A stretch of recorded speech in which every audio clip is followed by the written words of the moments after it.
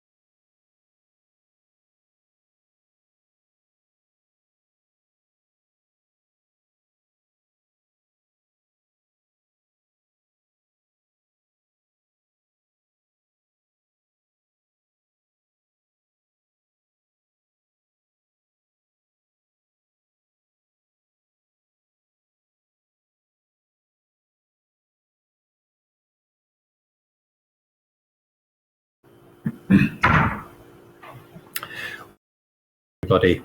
So we're re-entering the conference motions. I trust now everybody's actually familiar with the software, how they vote, how they indicate that they would like to speak. Please remember, not great pieces of text in that box, just for or against and your name and LDC. So motion 11, Ranjit Singh Chauhan. Ranjit, would you care to propose your motion?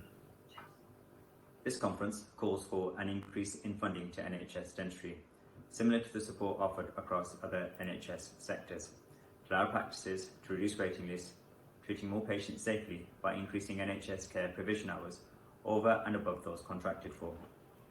Waiting lists have escalated due to COVID-19 as practices are severely restricted on the number of patients that can be safely treated during contracted hours. The government recently announced additional funding for secondary care in order to manage procedures delayed due to the pandemic. Yet we have suffered years of pay restraints prior to COVID-19 and are currently struggling with a spike in waiting lists and treatment needs, which will only deteriorate further without action. This conference calls for additional funding so that practices can extend opening hours beyond those contracted for, allowing more patients to be treated safely and prevent further deterioration in the health of our patients. Thank you, Richard. Nobody has yet indicated they wish to speak for or against this motion, so can we move straight to the vote, please? This is an all UK vote, so all LDC delegates are entitled to vote now.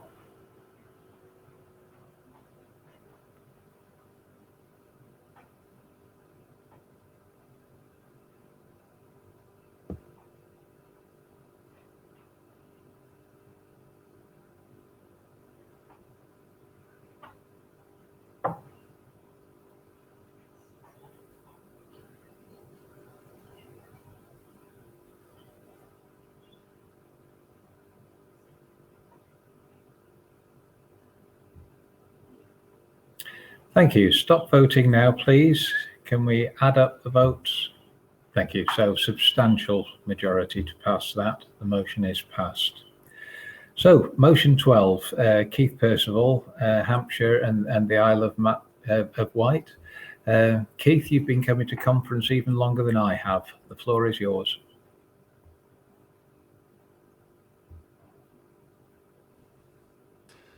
Good afternoon, conference. I am Keith Percival, representing the Hampshire and Isle of Wight Local Dental Committee and delivering this motion. Time and again during the past COVID year, NHS dental practice teams have been put into positions of jeopardy with emergent financial and planned patient care insecurity whilst awaiting NHS England's 11th hour announcements that fundamentally impact on all aspects of NHS dental teams' well-being and thereby patient care. Throughout the pandemic, the profession has rapidly responded in a proactive manner to ensure safe patient care within the constraints of the national SOP.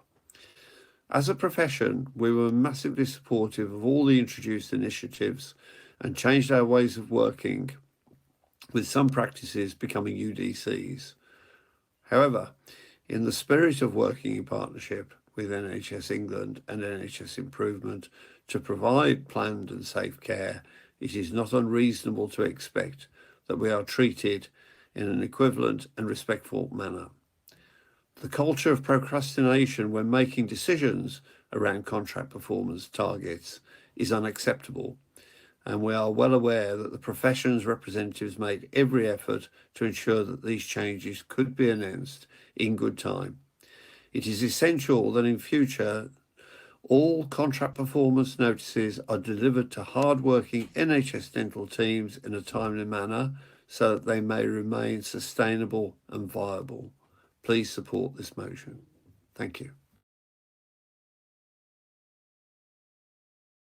Indicated they wish to speak for or against this motion. So can I ask you to vote now, please? All delegates from England and Wales, vote now, please.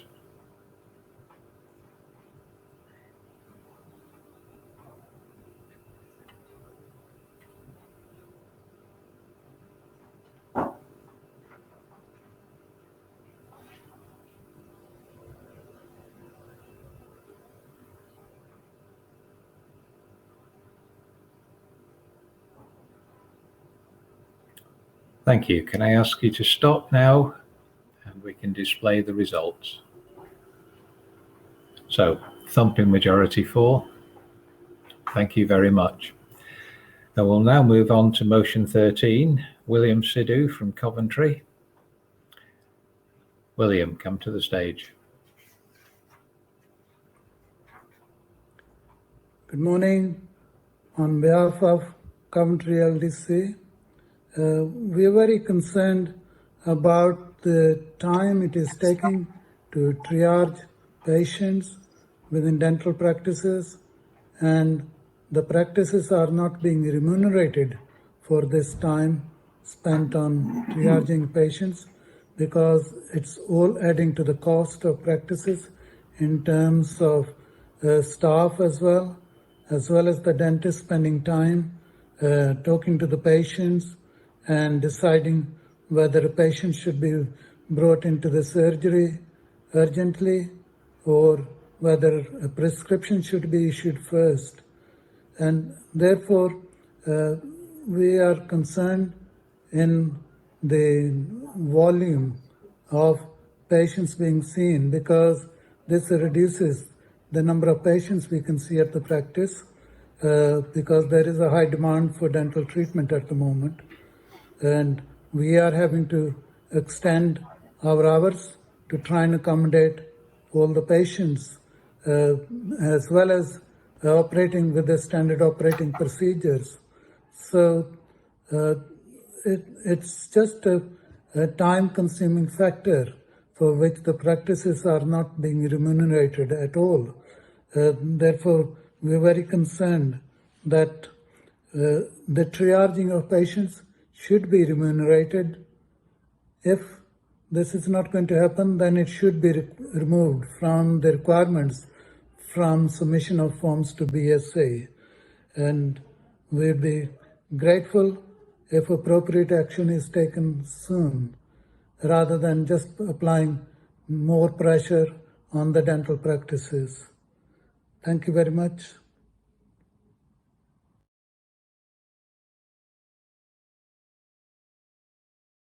For this motion on behalf of the GDPC. Eddie.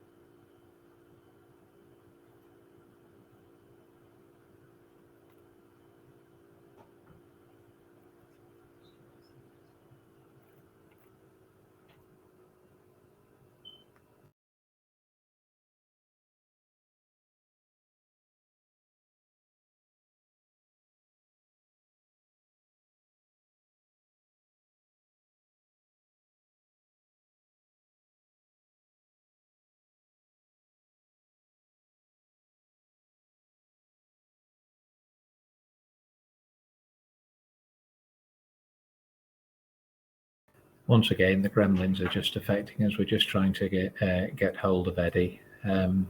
Unfortunately, I'll have to represent William because the gremlins are stopping him speaking as well,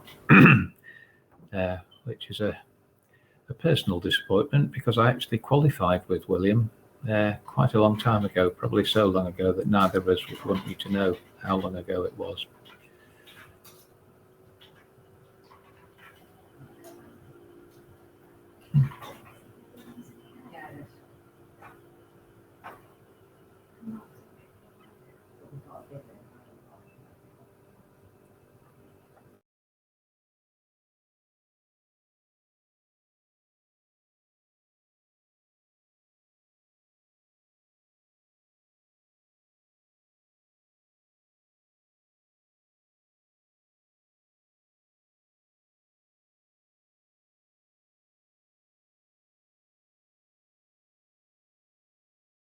Eddie, it appears that you've dropped out totally. So is it possible for you just to comment in chat? Just put something there that I can relay to conference on your behalf.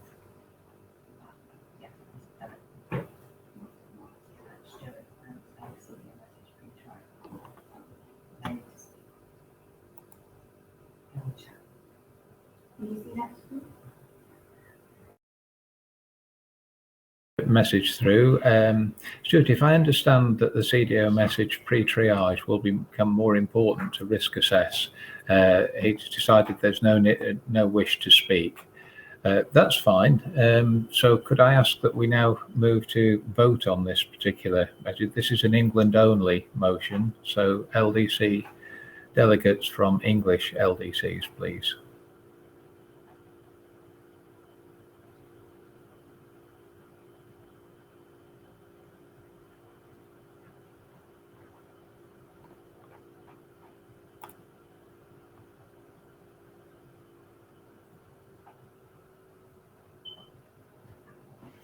Okay, stop voting now, and could we display the outcome, please? So, substantial majority for. Thank you very much. We'll move on to motion 14 now. Mark O'Hara from West Sussex. Mark? With the start of the new NHS financial year following the COVID-19 pandemic, we continue to see the abatement clawback of 16.75% apply to NHS contracts in England, which started during Q4 of the previous financial year. This abatement for many contracts constitutes a sizable sum of underpayment by NHS England, seriously threatening the viability and future of the NHS service. We are told the abatement reflects the reduced and variable costs that practices now see as a result of a reduced level of activity on the NHS with COVID-19 restrictions still in force. While one can appreciate their flawed and simplistic rationale that if we are delivering only 60% of previous activity, our costs must reflect this. Equally, the NHS is kindly providing us with a free supply of PPE in exchange for our costly underpayment. The reality is that for the majority of practices, their costs associated with the delivery of NHS services have dramatically increased, often matching pre-pandemic levels for a reduced level of service or even exceeding it. All practices have invested heavily in preparing their practices for safe treatment, including the installation of expensive ventilation equipment. Clinical waste costs have skyrocketed to dispose of the large volumes of PPE waste that are now generated, and the NHS PPE supply is often not enough to cover all NHS activity, or of poor quality, so practices must still buy extra PPE at a hugely inflated cost. The cost of materials used to treat NHS patients has also increased dramatically, not only due to COVID-19 manufacturing pressures, but also due to Brexit. Equally, we can see an NHS dental recruitment crisis not only in associates now, but also practice support staff who can simply earn a better living working in a retail store, as we are unable to compete on the current level of NHS funding. The reality is that to provide the current level of NHS care now costs much the same as it did before the pandemic, and reduced funding only acts to compromise the viability of such services being able to continue in the immediate future. The only party who will lose out in this scenario is our patients. So conference, I urge you to vote yes on this motion to see abatement urgently reviewed and removed to safeguard the immediate future of our NHS dentistry. Thank you. Thank you, Mark. And now this is a composite motion, so we have Ahmed Al Tumari.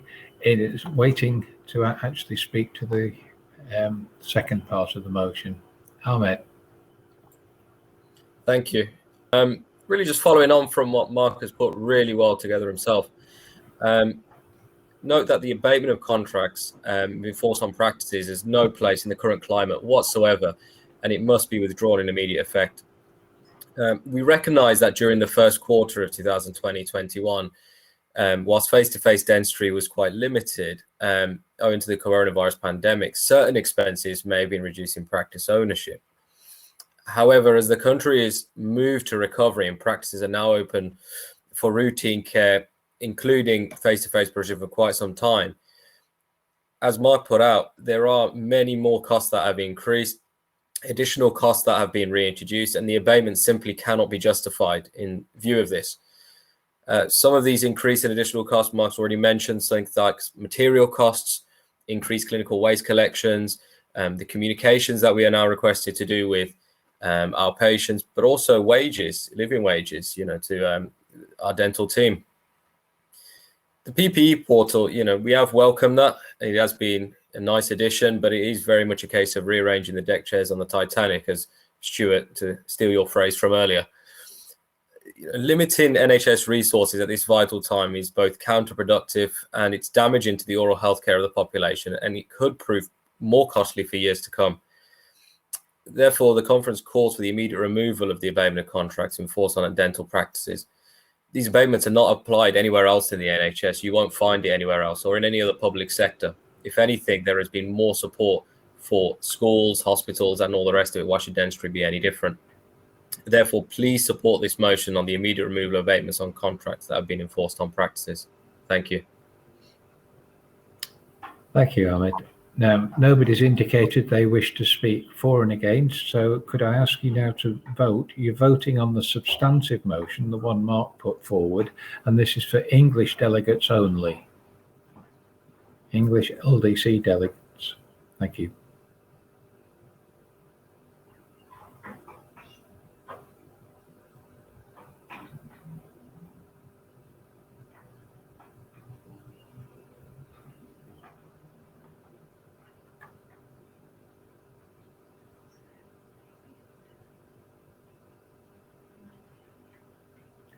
Right, stop voting now, please.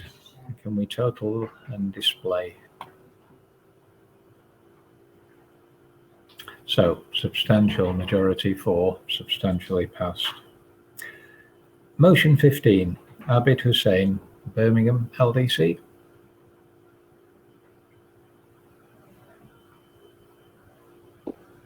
Hello conference, my name is Abid Hussain and I represent the Birmingham LDC.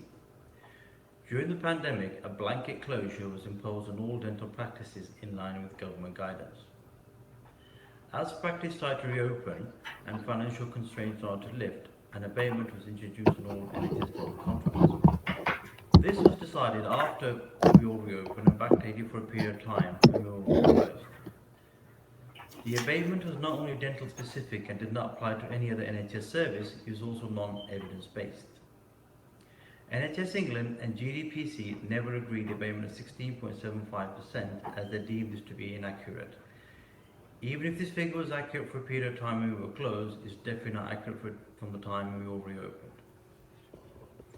Although practice overheads such as lab fees and material costs were reduced during closure, no considerations are made for thousands of pounds lost due to disposable materials which became out of date having not been used during closure.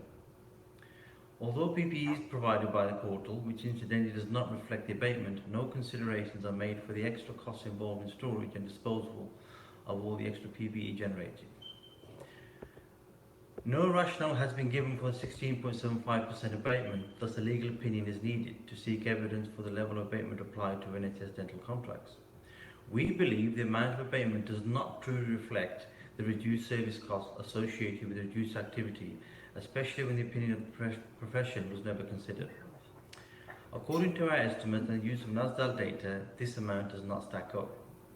The only way that they will provide evidence for the abatement applied, if it actually does exist, is by initiating a legal process. In summary, this conference believes a legal challenge should be funded by LDCs on the non-evidence abatement applied to NHS dental contracts.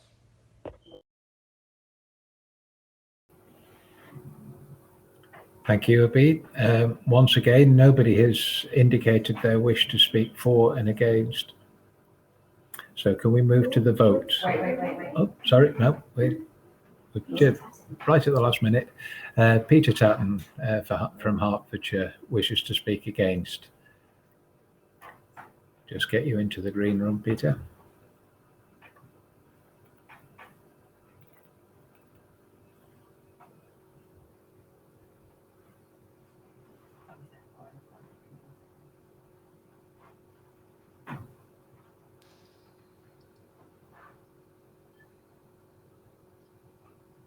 Right. Can everyone hear me? The floor is yours, Peter.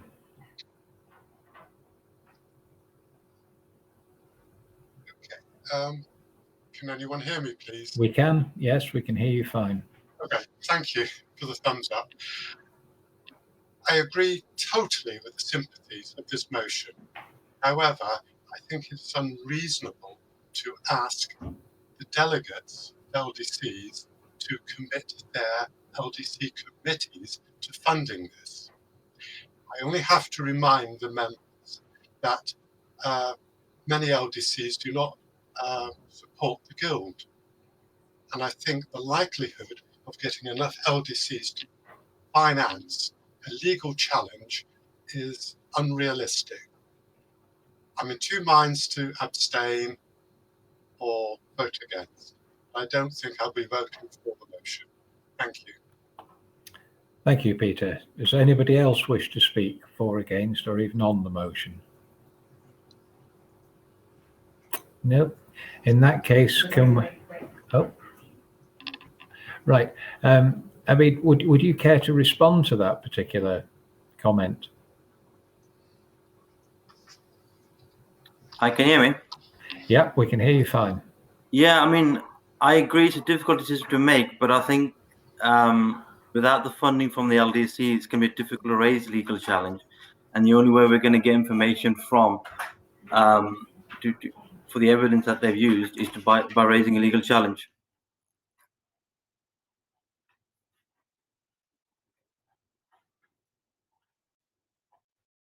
Have a proposed amendment from Stephen Schimberg, West Pennine. Can we get Stephen into the green room, please?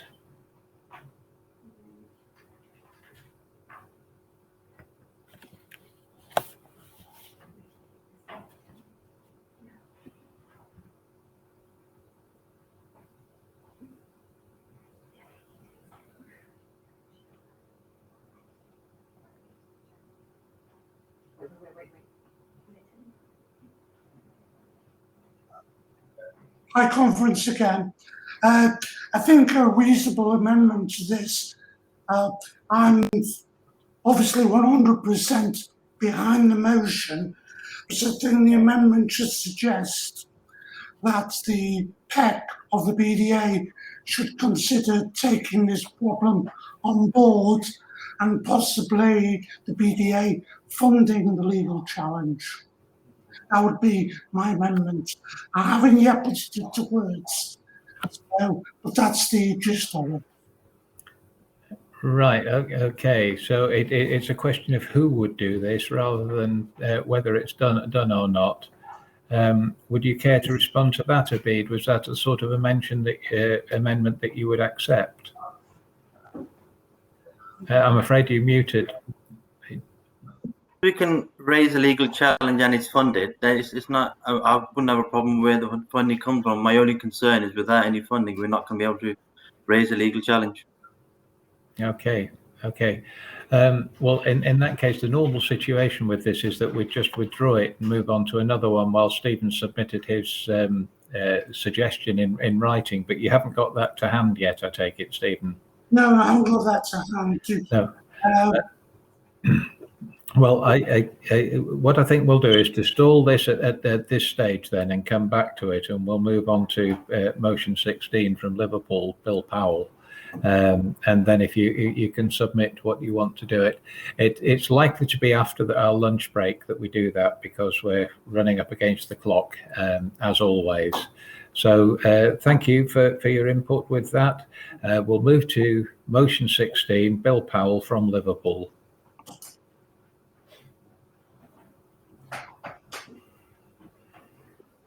Motion was submitted to be an ironic statement pointing out the hypocrisy of Conference rejecting the previous motion calling for rates. If Conference rejects the demand for equal UDA rates, then clearly this Conference considers it to be acceptable that all providers are expected to provide the same service despite huge disparities in remuneration. This wording was not deemed acceptable to the Conference organisers. So as it stands, with the "un" included, it speaks for itself, and surely everyone can agree with this statement and vote unanimously for this motion. Conference considers it unacceptable that providers are expected to provide the same service despite huge disparities in remuneration. Thank you. Thank you. Right, we don't appear to have anybody wishing to speak for or against. Yep. You have? Is that the one that's just popped up, Stuart Johnson? Yeah. That was actually motion 17. Oh, sorry. That's motion 17. Okay. Right, the wonder. So anything else on motion 16? No, in that case, can we move to the vote? No, wait. Right, Mark Green wishes to speak against motion 16. Mark, can we call you through to the green room, please?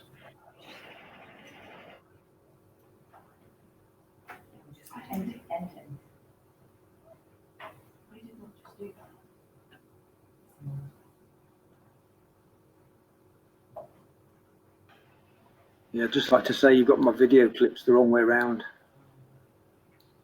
Ah, right.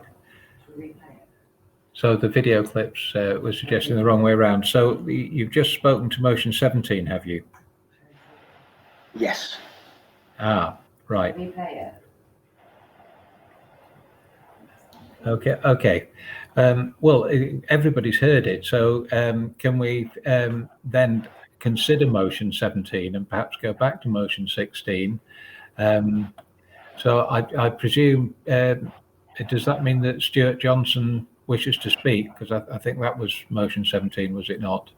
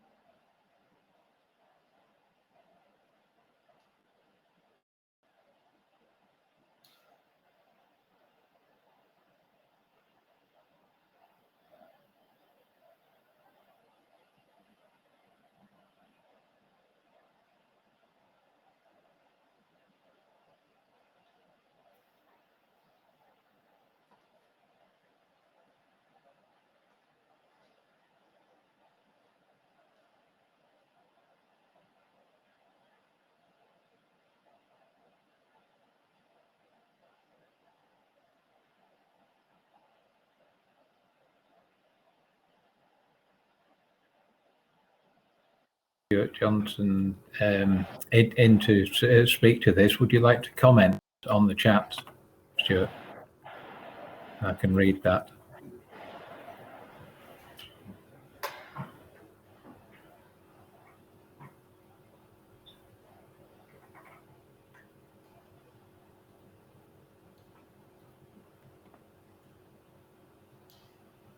Okay, well, time is pressing. I think we're going to have to move to a vote on motion 17 now. So just remind people that this is for English LDC delegates only. Could you now vote on motion 17?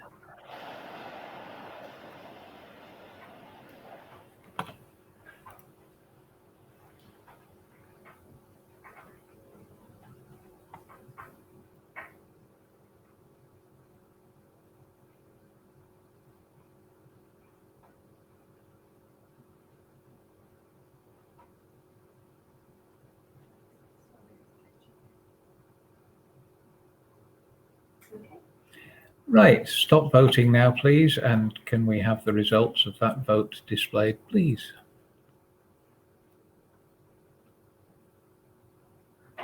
So that's passed by a reasonable majority. There we are. So now we're going back to consider motion 16. Right. So do we have the video ready to display? The current arrangements were introduced in 2006 based on a snapshot of figures in test year 2004, with a UDA target added at the last minute to create a method of patient charge collection and measure of activity. Before then, we had item of service treatments with hundreds of fee codes, very much a pilot high and sell it cheap system, which supposedly encouraged over-treatments. There was no cap on work, and a registered dentist could open a practice anywhere providing NHS services and grow a practice as far as demand allowed.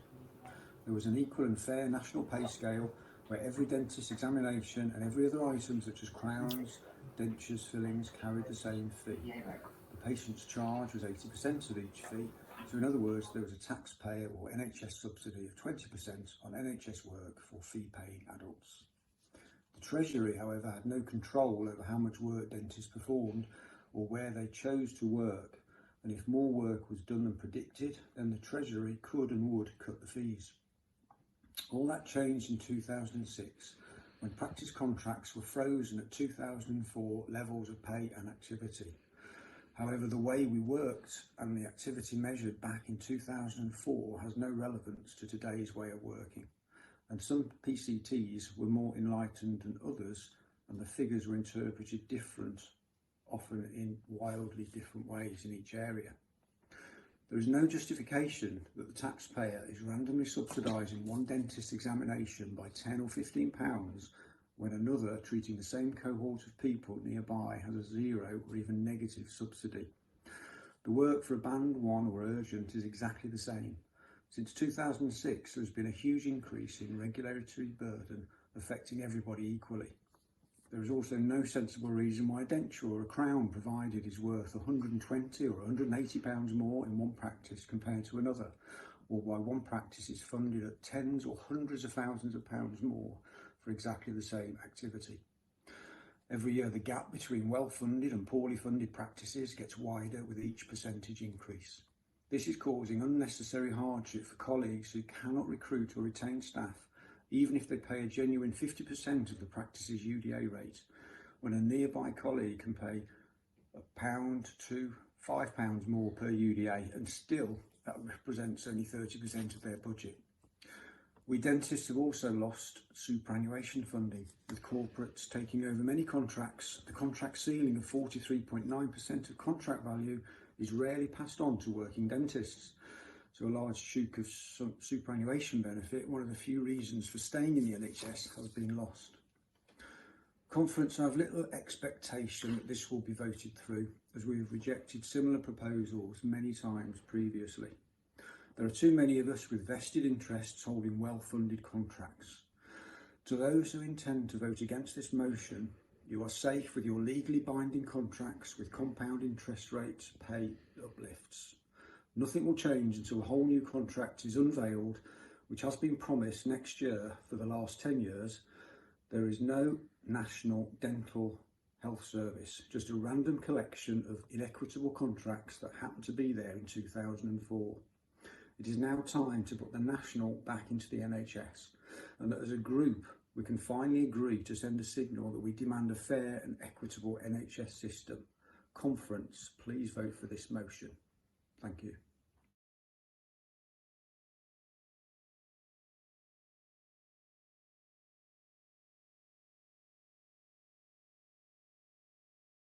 Right.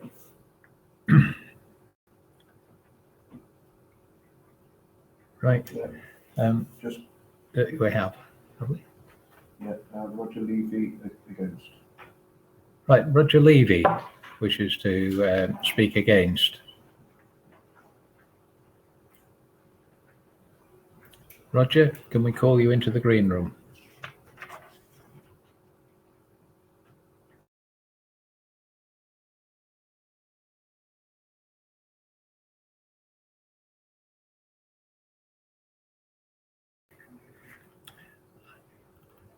I think we have Mark Green wishes to speak as well. Hi, can you hear me? We can hear you fine, Roger. Fire away. Thanks. First of all, I'd just like to gently perhaps say, please don't assume that any opposition to this is out of practice self-interest, as you suggested. Secondly, I think it's a big mistake even to engage anymore with UDA arguments, because we're just letting them in again. And thirdly, any opportunity to do this, while it's admirable, will be taken as an opportunity to level down. So that's me. I'm against, Craig. Sorry.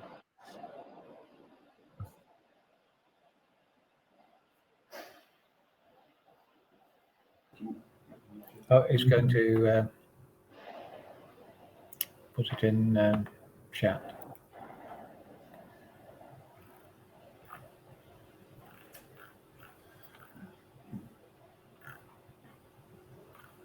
Right.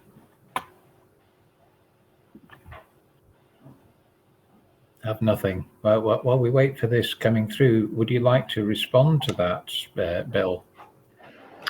Yeah, I think that the problem is we've been frozen in time at the levels of 2006, and there's massive inequalities, and there's errors in the setting of the fees for all these practices.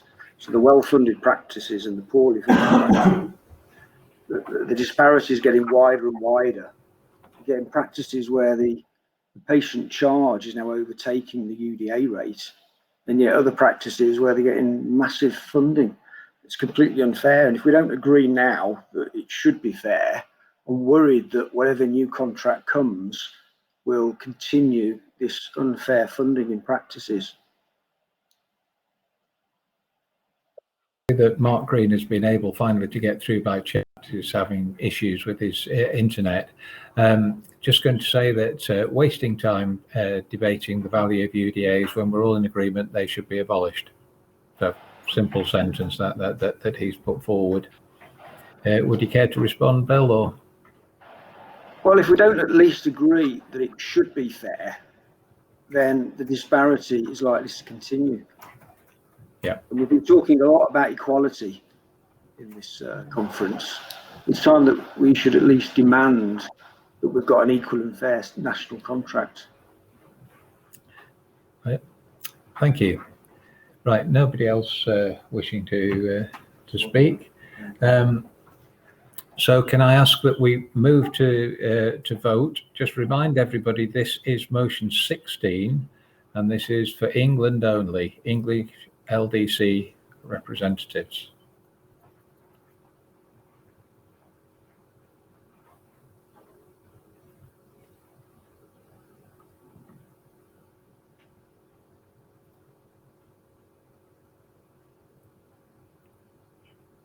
Right, thank you.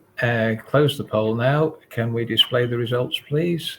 So there we are. There is a majority for, quite a substantial majority. So that's now carried, and that concludes this part of our session. So, 17. We need to show 16. oh, I do beg your pardon. That was 17. So we will now show you 16.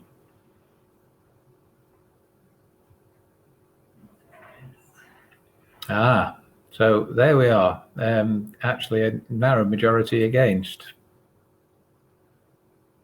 I was quite surprised when it was passed, not because I disagree, but because of the previous experience of this. So thank you, everybody. That does conclude the morning session. We're going to take a 30-minute break now, so I'll be inviting you back at about 2:10. The quality of the catering this year depends absolutely on your own kitchen. So it might be cordon bleu or it might just be butties. See you in half an hour. Thank you very much.